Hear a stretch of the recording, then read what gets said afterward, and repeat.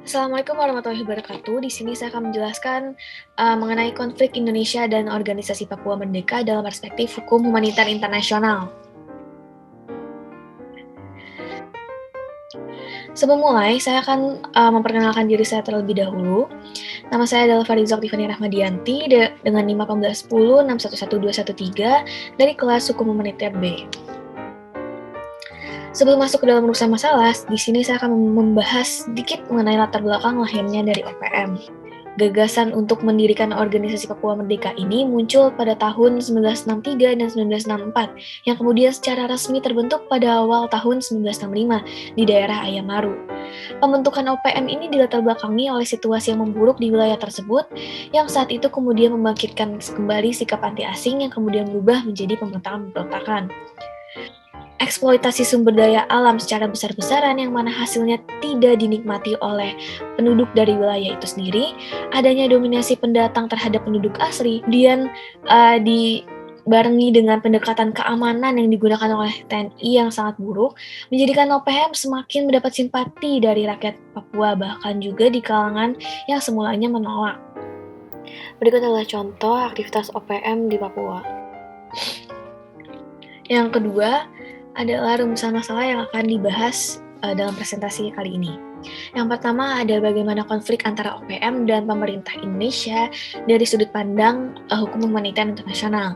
Yang kedua adalah bagaimana langkah yang dapat ditempuh pemerintah dalam menangani konflik dengan OPM ini.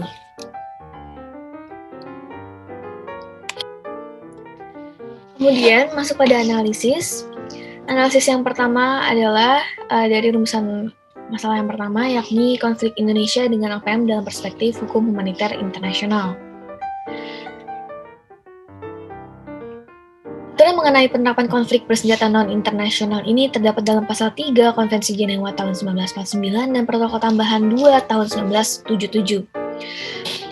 Pada Protokol Tambahan tahun 1977, menjelaskan bahwa konflik bersenjata non-internasional ini berarti keadaan permusuhan yang terjadi antara angkatan bersenjata pemerintahan yang sah melawan kelompok bersenjata yang terorganisir di suatu wilayah negara de jure. Akan tetapi, hal ini tidak menutup kemungkinan bahwa permusuhan yang terjadi bisa antara kelompok-kelompok bersenjata dengan tidak adanya intervensi dari angkatan bersenjata pemerintah yang sah. Ketentuan itu disebutkan pada pasal 1 ayat 1 Protokol Tambahan 2 tahun 1977. Namun, fakta bahwa Indonesia hingga saat ini belum tergerak untuk menjadi pihak dari Protokol 2 tahun 1977 tidak serta-merta diartikan bahwa aturan hukum humaniter tidak berlaku dalam konflik bersenjata non-internasional di Indonesia.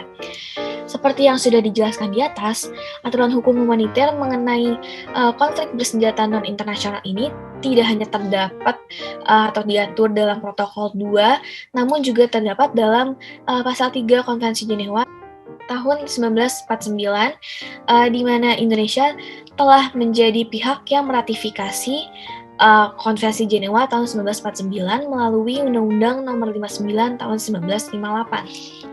Dengan demikian, Indonesia tetap memiliki kewajiban untuk menaati hukum humaniter, termasuk saat terjadi konflik bersenjata non-internasional. Saya akan membahas mengenai rumusan masalah kedua, yakni langkah pemerintah dalam menangani OPM.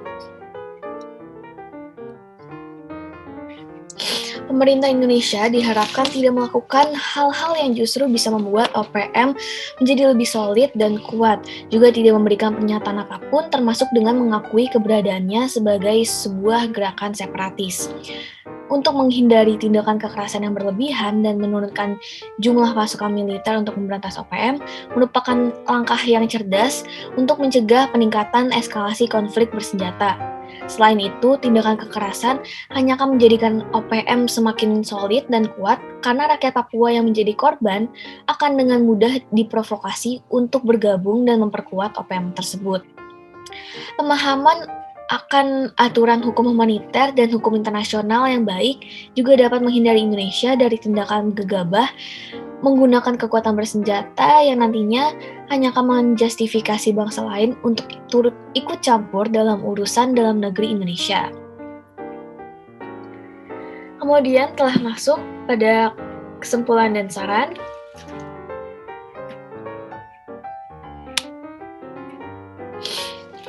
Kesimpulan pertama, Indonesia hingga saat ini belum tergerak untuk menjadi pihak Protokol 2 tahun 1977. Tidak serta-merta dapat diartikan bahwa aturan hukum humaniter tidak berlaku dalam konflik persenjataan internasional di Indonesia.